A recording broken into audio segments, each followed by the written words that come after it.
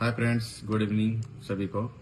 आज हम बात करेंगे शुगर यानी कि डायबिटीज मेलाइटिस यानी कि मधुमेह किन किन व्यक्तियों में ज्यादा होने की संभावना रहती है।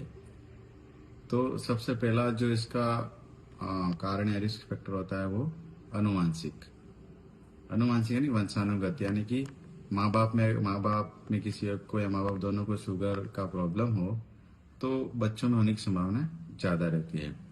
दूसरा है वो मोटापा, यानी कि एक औसत वजन से अधिक या अगर शरीर का वजन हो तो उन व्यक्तियों में भी शुगर होने की संभावना बढ़ जाती है।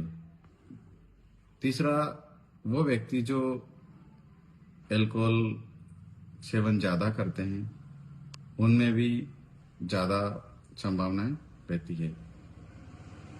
और चौथा कारण यह रहता है कि जो लोग नॉनवेज ज्यादा खाते हैं, यानी कि मटन मीट वगैरह का ज्यादा सेवन करते हैं, तो उससे भी शुगर बढ़ने की संभावना रहती है।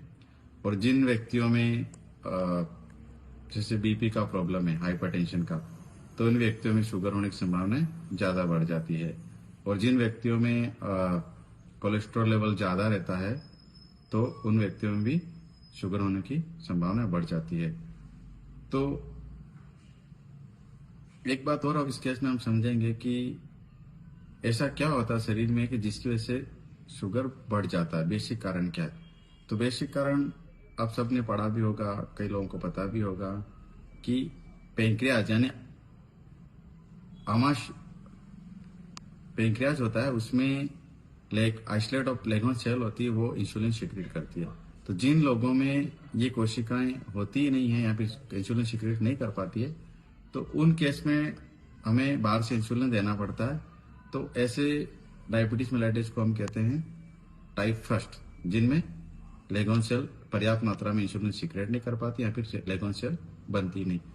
दूसरा जो होता है वो ट्रांसपोर्ट लेवल पे, यानी कि शरीर में इंसुलिन तो बन रहा है पर वो इंसुलिन कोशिकाओं तक ग्लूकोज को नहीं पहुंचा पा रहा है। तो उसको हम टाइप 2 कहते हैं। टाइप 2 में ड्रग्स का इस्तेमाल होता है, गोलियों जो मेडिसिन चलती है, लगभग सभी लोगों को शायद पता है। कई लोग शुगर होता है गोलियां भी खाते हैं, कई लोग शुगर होता है तो उसमें इंसुलिन लगा। ज्यादा जो जुवेनाइल डायबिटीज होता है जैसे कि बच्चों में, तो उसमें वो इंसुलिन लगता है।